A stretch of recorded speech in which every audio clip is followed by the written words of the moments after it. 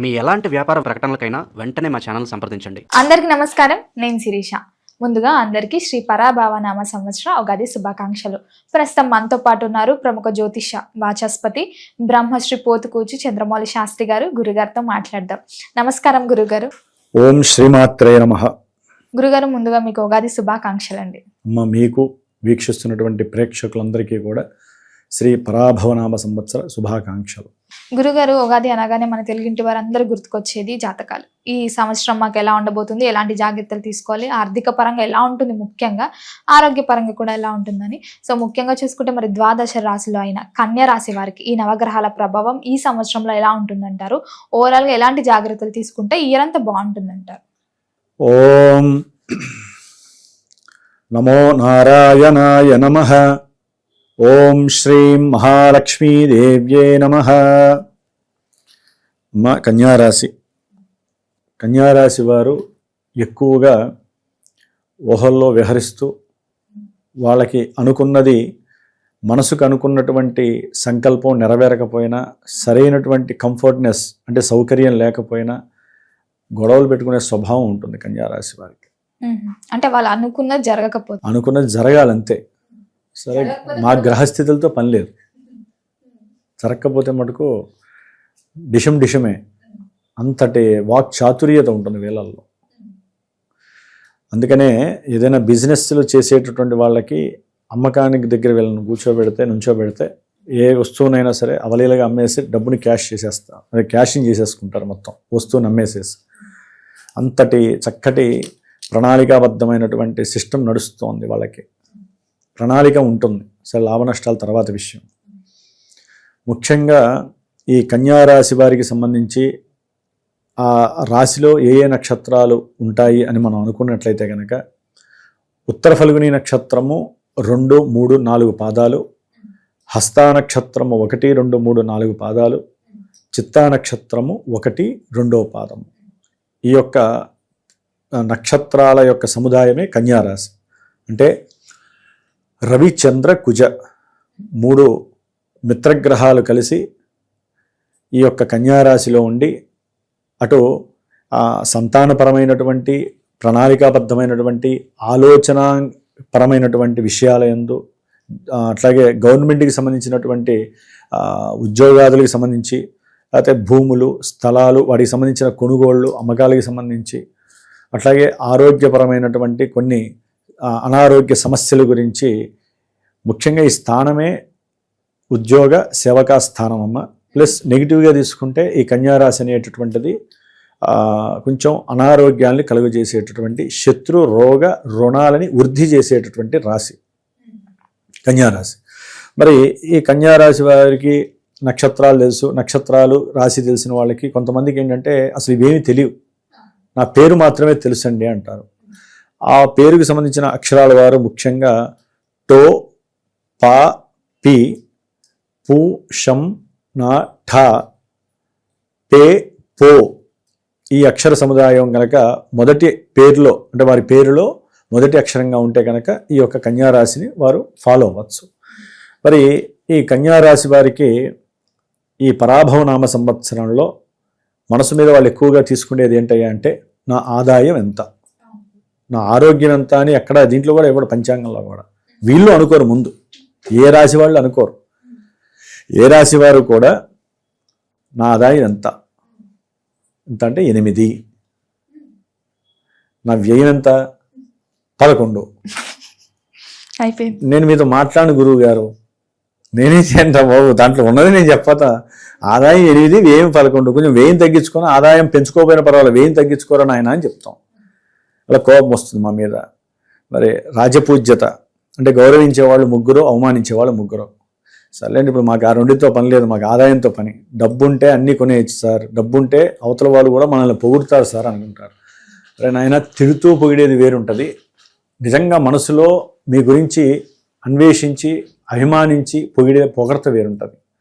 అంటే ఒక దేవతని, దేవుళ్ళని మనం ఏ విధంగా అయితే మనస్ఫూర్తిగా పొగుడుతూ ఉంటాం. మంత్రాలు, శ్లోకాలు ఏంటమ్మా అర్థం? నువ్వు ఇట్లా అని మనం హనుమంతుడి మంత్రాలు అయితే హనుమంతుడిని, మా మంత్రాలతో అయితే మేము, మీరైతే శ్లోకాలతో స్తోత్రాలు చేస్తూ ఉంటారు. అంతేగాని ఎక్కడా కూడా మనసుతో చేయం కదా, అంటే మనసుని విరోధంగా చేయంగా వాళ్ళతో. అట్లాగే ఇక్కడ ఆ అవమానము రాజపూజిత అనేది కూడా అంతే. కాబట్టి ఈ రెండు సమానంగా ఉన్నాయి కన్యా రాశి వారికి. అటు మంచి జరిగినా చెడు జరిగినా కూడా రెండు టాలీ అవుతున్నాయి. ఒక ఆదాయం దగ్గరే 3% తగ్గింది, ఖర్చు తగ్గించుకోండి, ఇది కరెక్ట్గా ఉంటుంది. గురుగారు ముఖ్యంగా మరి ఈ సంవత్సరంలో విద్యార్థులకు ఎలా ఉంటుందంటారు? కన్యారాశి వారికి ఆరోగ్యరీత్యా కొంత చదువులో వెనకపాటుతనం అనేటటువంటిది కనిపిస్తోంది. అంటే ఆరోగ్యం బాగోకుండా శని యొక్క దృష్టి కన్యారాశి వారికి సప్తమంలో ఉండి పడుతోంది. సప్తమంలో ఉన్నటువంటి శని యొక్క దృష్టి కన్యారాశి మీద పడుతోంది. అంటే 7వ ఇంట్లో ఉన్న శని, అంటే శని దృష్టి పడితే ఏమవుతుంది, వ్యవహారం లోపిస్తుంది. వీరికి జన్మరాశి ఏంటి, కన్యారాశి కదా, ఆరోగ్యం చెడుతుంది. అట్లాగే ఈయన యొక్క ఇంకో దృష్టిలు ఉంటాయి ఆయనకి. ఆయన యొక్క 10వ దృష్టి చతుర్థ స్థానం, మీరు అడిగిన స్థానం మీద పడుతుంది. ఏమవుతుంది, చదువులో సరైనటువంటి గుర్తింపు దొరకదు. రాసిన ఎగ్జామ్స్కి సంబంధించి వీరికి సరైనటువంటి పట్టు దొరకదు. అట్లాగే చదువుకోవాలన్నా లేజినెస్ ఎక్కువ అవుతుంది, బద్ధకం పెరిగిపోతుంది, నిద్ర మీద సౌఖ్యం పెరుగుతుంది, నిద్ర మీద వ్యామోహం ఎక్కువ పెరుగుతుంది. అట్లాగే అవసరం లేనటువంటి వ్యవహారాల యందు, అంటే సంఘంలో జరిగే ప్రతి విషయంలో నేనున్నాను అనుకుంటూ ముందుకు వెళ్ళిపోతూ ఉంటారు చదువుని వదిలేసి.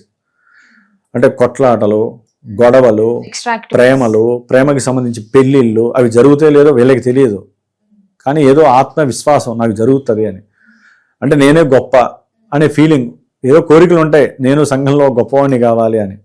అవన్నీ శని ఇవ్వడు. చదువుని నిర్లిప్తం చేస్తాడు, ఆరోగ్యాన్ని ఇబ్బంది పెడతాడు. ముఖ్యంగా గ్యాస్ ట్రబుల్స్ కావచ్చు, లేకపోతే మూత్రపిండాలకు సంబంధించిన కొన్ని సమస్యలు కావచ్చు, పాదాలకి సంబంధించినటువంటి సమస్యలు కావచ్చు, ఇట్లా ఏదో ఒక అనారోగ్యపరమైనటువంటి నేత్ర సంబంధిత ఇష్యూస్ కావచ్చు, సమస్యలు పెట్టి చదువులో ఉన్నతమైనటువంటి చదువులు చదవటానికి కూడా ధనాన్ని కోల్పోయేటట్టు చేస్తారు. కానీ విద్యను ఇవ్వటానికి, అంటే విదేశాలకు వెళ్ళి కొంతమంది చదువుకోవాలనే ఆరాటంతో ఉంటారు. ఆ విషయంలో కూడా జూన్ వరకు కొంత వాళ్ళు అప్రమత్తంగా ఉండాలి. ఆ చదువులకి సంబంధించి డబ్బుని పెట్టుబడిగా పెట్టడం అనేది కొంత అంటే నిగ్రహించుకోవాలి అని నేను సూచిస్తున్నాను. విదేశాలకు వెళ్ళి ఉన్నతమైనటువంటి చదువును చదువుకోవడానికి బ్యాంకులకు వెళ్ళి సంప్రదిస్తూ ఉంటారు. అక్కడ తండ్రి యొక్క ఐటీ రిటర్న్స్ సరిపోవు కొంతమందికి, లేకపోతే వీళ్ళకి ఆస్తులు ఉంటాయి, ఆస్తులు బ్యాంకులో పెట్టుకోవడానికి అర్హత లేనివిగా ఉంటాయి, లేకపోతే వీళ్ళకు ఉన్నటువంటి సిబిల్ స్కోర్ తక్కువగా ఉంటుంది లోన్ రావడానికి. అంటే ఇక్కడ చూడండి, ఆటంకాలు అంటాం కదా మనం. శని ఆటంకాలు ఏ విధంగా ఇస్తాడంటే, ఇగో ఇన్ని రింగ తిప్పుతూ ఉంటాడు వ్యవహారాన్ని. అంటే ఓ పట్టాన వీళ్ళకి కావాల్సిన మంచి చదువుని కానీ ఉన్నతమైన చదువుకి కానీ బ్రేక్లు వేస్తూ ఉంటాడు. ముఖ్యంగా వీరి యొక్క ఆరోగ్యం కొంచెం సడలటం వలన, ఇబ్బందులు పడడం ద్వారా, అనారోగ్య సూచనల వల్ల కూడా వెళ్ళటానికి భయపడుతూ ఉంటారు. భయపడే తత్వం ఎక్కువగా ఉంటుంది. అట్లాగే పోటీ పరీక్షలు, చదువు ద్వారా మరి నెక్స్ట్ ఏంటి, పోటీ పరీక్షలేక. పోటీ పరీక్షలు రాయడానికి వీళ్ళు చాలా మేధస్సును ఉపయోగించాలి. వీళ్ళ యొక్క మామూలుగా ఉండేటటువంటి జీబీ వేరుంటుంది, నార్మల్గా ఉండదు. శనిగ్రహ అనుగ్రహాన్ని పొందడానికి వీళ్ళ జీబీ ఇంకా ఎక్కువగా పనిచేయాలి. అది ఎప్పటికప్పుడు క్షీణిస్తూ ఉంటుంది. వీళ్ళు దాన్ని పెంచే ప్రయత్నం చేస్తూ ఉండాలి. లేకపోతే సంఘంలో గుర్తింపు రాకపోగా వీరు ఏదైతే పోటీ పరీక్షల నిమిత్తం, అది ఏదైనా కానివ్వండి, అది ఒక ఉద్యోగానికి సంబంధించిన పోటీ పరీక్ష కావచ్చు, లేకపోతే వీరి యొక్క చదువుకి సంబంధించి ఏదైనా ఉద్యోగం చేయాలి, వీరు ఆల్రెడీ తెలివిగల వాళ్ళని వీళ్ళకి ఒక గుడ్ విల్ ఉంటుంది అని, ఈ సందర్భంలో వాళ్ళకి సరిపోదు. సప్తమ శని వేధాకారకుడు అవుతాడు. ఆ వేధాస్థానంలో ఉన్నటువంటి శని అనారోగ్యపరంగా లేకపోతే రాసేంత సపోర్టివ్నెస్ ఇవ్వడు.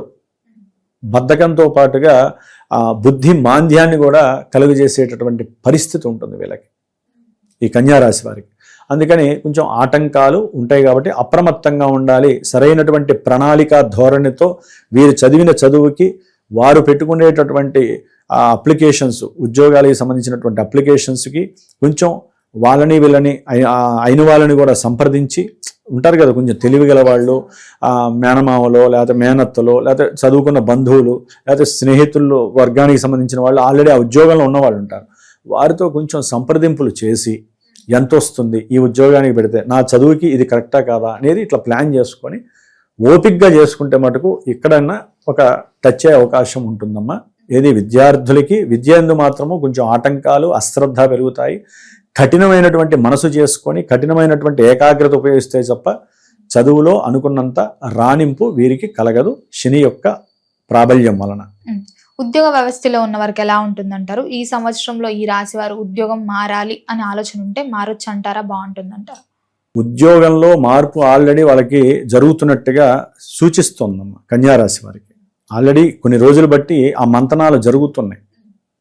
ఈ ప్రదేశంలో దూరం వెళ్ళాలా అంటే వాళ్ళకి ఏంటంటే ఫ్యామిలీని విడిచి దూరం వెళ్ళాలనే భావన ఉండదు. ఇక్కడే ఉంటూ ఫ్యామిలీతో ఆనందంగా ఉండాలని వారు దానికోసం ప్రయత్నం చేస్తున్నట్టుగా కన్యారాశి వారిలో కొంతమంది జరుగుతోంది.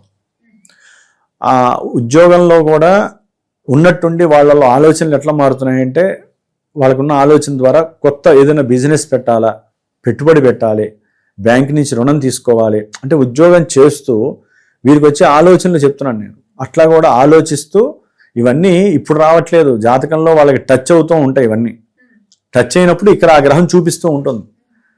ఇదంతా ఇంటర్లింక్ జరుగుతూ ఉంటుందమ్మా. ఒక ఇంటర్నెట్ పైనుంచి వస్తేనే కదా ఒక ఫోన్ నుంచి ఇంకో ఫోన్కి వచ్చేది మనకి ఫోను.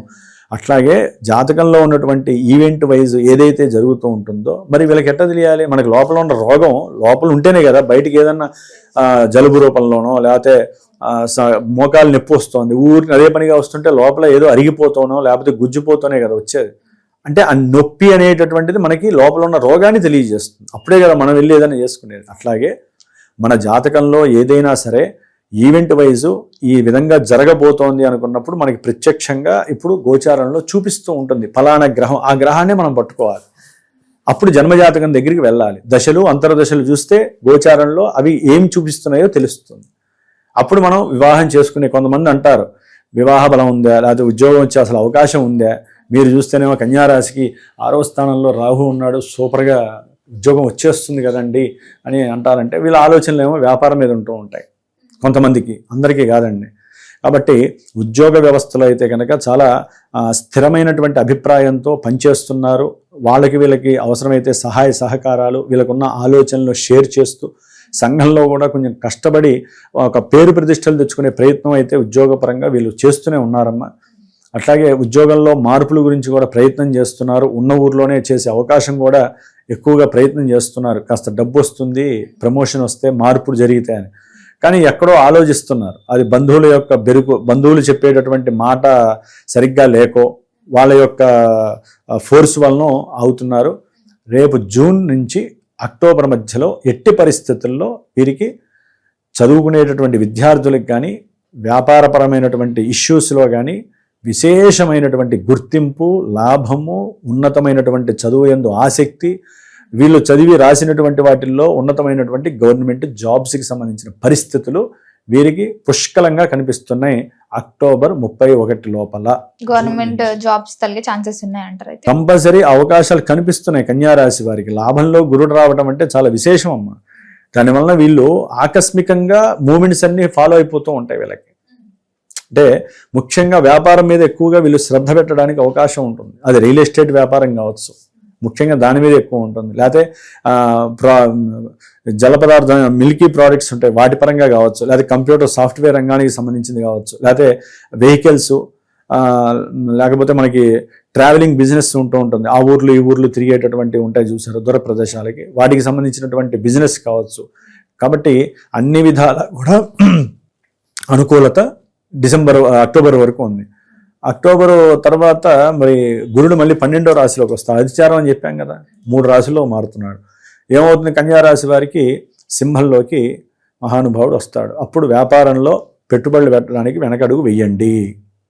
తొందరపడి వ్యాపారంలో పెట్టుబడులు పెట్టకండి. రాజకీయ నాయకులతో కొంచెం చేసేటటువంటి వ్యాపార లావాదేవీల్లో జాగ్రత్తగా ఉండండి. లేకపోతే అది ఒక్కోసారి మీకున్నటువంటి ఆస్తుల్ని కూడా పోగొట్టుకోవాల్సిన పరిస్థితి ఉంటుంది. మీకున్నటువంటి ఆస్తుల వ్యవహారంలో కూడా వాళ్ళ యొక్క జోక్యం ఎక్కువగా ఉంటుంది. రాజకీయ నాయకులది కానీ వారి యొక్క వర్గానికి సంబంధించినటువంటి వారి ద్వారా కానీ మీరు దాని ఏమంటారు మీకున్నటువంటి ఆస్తులు కోల్పోయే అవకాశాలు ఉంటాయి. లేకపోతే తండ్రి గారి యొక్క ఆస్తులు ఉంటే వీరు వీరి అప్పులు తీర్చుకోవడానికి వ్యాపారంలో పెట్టినటువంటి పెట్టుబడులు అప్పులు పెరిగిపోతున్నాయని చెప్పి వారి యొక్క ఆస్తిని కూడా వీరు అమ్మే ప్రయత్నాలు చేస్తూ ఉంటారు. దాని ద్వారా ఏమవుతుందంటే తండ్రికి ఈయనకి కొంచెం గృహంలో సౌఖ్యత దెబ్బతింటుంది. చదువుకునే విద్యార్థులకి అక్టోబర్ తర్వాత కంపల్సరీ గురుగ్రహ పాశుపత అభిషేకం కానీ హోమం కానీ చేసుకోవాలి.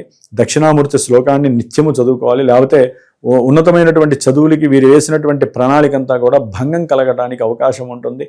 తండ్రి గారి యొక్క అనారోగ్యము, తండ్రి గారికి ఉన్నటువంటి వ్యాపార ఇష్యూస్ అంటే లావాదేవీల్లో కాస్త నష్టాల వలన వీరికి చదువులో భంగం కలగటానికి అవకాశం ఉంది.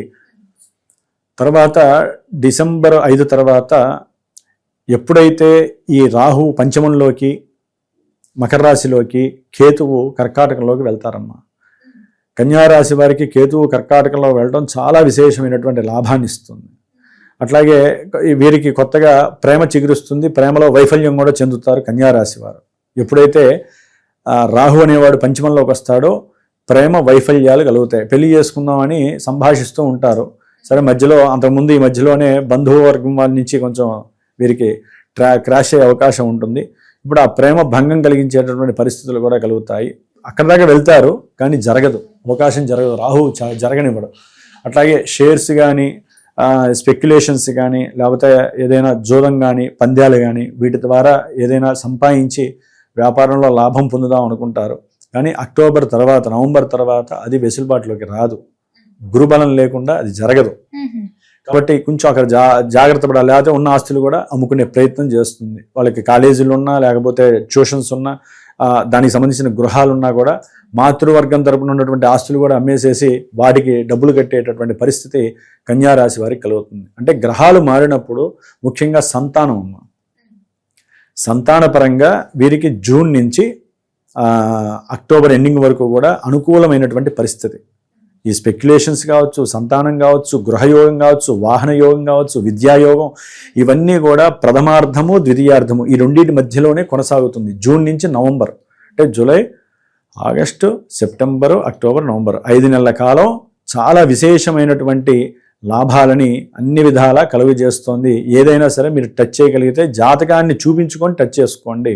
అంటే ఆ ఒక్క గ్రహమే కదా, గురుడు ఒక్కడే లాభిస్తున్నాడు కదా అనుకుంటే ఎట్లా? మిగతా గ్రహాలను కూడా చూసుకోవాలి కదా. మరి అవే వాళ్ళకి దశలు అంతర్దశలు గురువు కాకుండా ఇంకెవరన్నా నడుస్తున్నారు అనుకోండి, లేనిపోయిన సమస్యలు వీళ్ళు నెత్తి మీద పడతాయి. అందుకని సంతాన రీత్యా అవన్నీ మాత్రం డిసెంబర్ తర్వాత వీటికి కాస్త దూరంగా ఉండాల్సినటువంటి పరిస్థితి అయితే కలుగుతుంది. ఇక మిగతా మాసగ్రహాలు కుజగ్రహం మారినప్పుడల్లా ఏంటంటే కొన్ని సమస్యలు, రవిగ్రహం మారినప్పుడు ఉద్యోగంలో ఇబ్బందులు, కక్షలు, కార్పణ్యాలు, కోర్టు వ్యవహారాదులు ఇవన్నీ ఏంటంటే మిగతా గ్రహాల వలన కలుగుతాయమ్మా. కన్యారాశి వాళ్ళు భార్యాభర్తల మాధ్యము వాళ్ళిద్దరి మధ్య లేనిపోని యుగోసు అవన్నీ కూడా ఎక్కువగా ప్రబలుతాయి. ఒకరి మీద ఒకరికి ఇష్టము తగ్గుతుంది. కుటుంబం నుంచి దూరం అయిపోవాలి, ఇద్దరం కూడా విడిపోవాలి అనేటటువంటి ఆలోచన వీరికి శని ఎప్పుడైతే మే 17 తర్వాత నక్షత్రం మారుతాడో వాళ్ళ ఆలోచనలు బుర్రలు ఈ విధంగా కొనసాగుతాయి. కాబట్టి అక్కడ కొంచెం జాగ్రత్తగా ఉండాలి వీళ్ళు. శని యొక్క నక్షత్ర మార్పు వలన వీళ్ళకి వ్యాపారంలో లాభాలు కొంతవరకు తగ్గుతాయి, మందత్వం వస్తుంది, వ్యాపారాలన్నీ కూడా మందగొందిగా సాగుతాయి. అట్లాగే భార్యాభర్తల మధ్య లేకపోతే వీరి మధ్య ఎవరైతే బిజినెస్లో ఇద్దరు కలిసి పనిచే పార్ట్నర్స్ ఉంటారో వారి మధ్య అనుకోనటువంటి కొన్ని సమస్యలు పరమోచ్చేసి లాభాలు తగ్గిపోయి లేనిపోని సమస్యల్లో కోర్టు కేసుల్లో ఇరుక్కునేటటువంటి పరిస్థితులు కన్యారాశి వారికి కనిపిస్తున్నాయి. ఏదేమైనప్పటికీ జూన్ టు నవంబర్ అనేటటువంటిది అత్యద్భుతమైనటువంటి సమయము. ఆఫ్టర్ దట్ కేతువు అయితే అనుకూలంగా ఉన్నాడు, కానీ వీళ్ళు రాహుకి శనికి మాత్రం తప్పనిసరిగా గురువుకి ఈ జూన్ లోపల శాంతి చేసుకోవాలి. దానివల్ల మాత్రమే వీరు చాలా విషయాల్లో బయటపడడానికి అవకాశాలు ఉంటాయమ్మ. శాంతి చేసుకొని ముఖ్యంగా వీరు శనికి సంబంధించినటువంటి పాశుపత హోమం చేసుకోవటం ద్వారా చాలా విశేషమైనటువంటి లాభం కలుగుతుంది. మంచివాడు వీళ్ళకి ఉన్నంతలో కాస్త, కాబట్టి ఆయన బాలేదు కాబట్టి కొంచెం ఆయనకి శాంతి చేసుకోవటం వల్ల చాలా మంచి జరిగే అవకాశాలు వీరికి కలుగుతున్నాయి. గణపతి హోమం చేసుకోండి. డిసెంబర్ లోపల కేతువుకి జపం గణపతి హోమం చేసుకోవడం ద్వారా ఆర్థిక నష్టాలు కానీ, తండ్రి యొక్క వేరే ఇబ్బందులు అంటే తండ్రికి అనారోగ్య పరంగా హాస్పిటలైజేషన్స్ కానీ, లేకపోతే గవర్నమెంట్ ఉద్యోగస్తుల ద్వారా లేనిపోని సమస్యల్లో ఇరుక్కొని మీరు కోర్టు కేసుల్లో జైలుకి వెళ్ళటం కానీ ఇలాంటివన్నీ కూడా జరగకుండా ఉండాలంటే కేతువుకి చేయించుకోండి, శనికి చేయించుకోండి. జపము, దానము, హోమము కంపల్సరీ. గణపతి హోమంతో పాటుగా భార్యాభర్తలు అయితే కనుక దాంపత్య పాశుపత హోమం చేసుకుంటే చాలా విశేషమైనటువంటి ఫలితాలు కలుగుతాయి. మరి రైతులకు ఎలా ఉంటుంది అంటారండి? రైతులకి జూన్ టు అక్టోబరేనమ్మా చాలా మంచి విశేషమైనటువంటి సమయము. ఫస్ట్ హాఫ్ ఒకటి బాగుంది అంతే, ఎందుకంటే వీరికి కూడా గవర్నమెంట్ నుంచి ఏదో సహాయ సహకారాలు అందుతాయని చెప్పి ఎదురు చూస్తూ ఉంటారు వీళ్ళు. మేము పెట్టుబడి పెట్టాము, అప్పు తీసుకొచ్చి పెట్టుబడి పెట్టాము, కాస్త లాభం వస్తుంది, అవతల వాళ్ళు సహకరిస్తే అని చెప్పి ఎదురు చూస్తూ ఉంటారు. చూస్తారు కానీ వీళ్ళ సొంత ప్రయత్నము, వీళ్ళకు ఉన్నటువంటి ఆస్తిపాస్తులు, లేకపోతే వీళ్ళకు ఉన్నటువంటి ఎక్కడో అక్కడ అప్పు తీసుకొచ్చి సంతానం ఏదైనా సహకారం చేయటమో అట్లా వీళ్ళు ఏదన్నా బయటపడతారేమో. కానీ గవర్నమెంట్ పరంగా అయితే కనుక ఈ సిస్టంలోనే బాగుంటుందమ్మా. ఇది జూన్ నుంచి నవంబర్ మధ్యలోనే వీరికి ఏదైనా వ్యవసాయ కూలీలకు కానీ వ్యవసాయ రైతులకు కానీ కాస్త లాభపడి వాళ్ళ యొక్క భూమి రేట్లు కూడా పెరగడానికి అవకాశాలు ఉన్నాయి. అప్పుడే రియల్ ఎస్టేట్ కూడా చాలా వృద్ధిలోకి వస్తుంది. వెండి రేటు, బంగారం రేటు కూడా కొంచెం మళ్ళీ ఫ్లక్చువేషన్స్ కాదు, వెండి బాగా పెరిగేయడానికి అవకాశాలు ఉన్నాయి. గురుగారు, ముఖ్యంగా మరి కన్యా రాశి వారికి ఈ సంవత్సరంలో హెచ్చరిక అని చెప్తే మీరు ఏం చెప్తారండి? హెచ్చరిక అంటే పెట్టుబడులు యందు పెట్టేటప్పుడు 1కి 10 సార్లు కాదు 100 సార్లు ఆలోచించుకోండి. 10 రోజులు కాదు, అవసరమైతే 2 నెలలు ఆలోచించండి. గ్రౌండ్ వర్క్ చేయండి. పెట్టుబడులు పెట్టేటప్పుడు, అప్పు తీసుకునేటప్పుడు కూడా అవతల వ్యక్తి గురించి ఆలోచించండి. అవతల వ్యక్తి డబ్బులు ఇవ్వకపోతే మన మీద ప్రెస్ చేస్తాడా, అవసరమైతే కాస్త వదిలేస్తాడా అని చెప్పి కాస్త ఆలోచించి పెట్టుబడుల యందు మాత్రము, వ్యాపార పరంగా భాగస్వాములు మాత్రము, భార్యాభర్తల మధ్య మాత్రము విభేదాలు అధికంగా ఉండటానికి ఎక్కువ అవకాశాలు ఉన్నాయి. కాబట్టి ఇక్కడ జాగ్రత్తగా ఆచితూచి అడుగులు వేస్తూ గవర్నమెంట్కి ఎదురుకెళ్లకుండా, అంటే గవర్నమెంట్ పరంగా ఏ సిస్టమ్ ఆపరేటర్ అయినా ఎదురెళ్లకుండా తండ్రిని గౌరవిస్తూ తండ్రి ఆరోగ్యం పట్ల శ్రద్ధ వహిస్తూ ఉంటే ఉన్నంతలో కన్యారాశి వారికి ఆదాయం అనేటటువంటిది కొంచెం ఉన్నప్పటికీ కూడా వ్యయం అనేటటువంటిది లెవెల్ చేసుకునే పరిస్థితి కలుగుతుంది. గురుగారు, మనం ఈ సంవత్సరం అంతా అందరికీ బాగుండాలంటే ఏ దైవాన్ని పూజించమంటారు? ఎలాంటి పరిహారాలు చేసుకోవచ్చు? కన్యారాశికి విష్ణు సహస్రనామ స్తోత్ర పారాయణ చేస్తే అది ప్రథమార్థము ద్వితీయార్థంలో చాలా విశేషంగా కలిసి వచ్చేటటువంటి పరిస్థితి.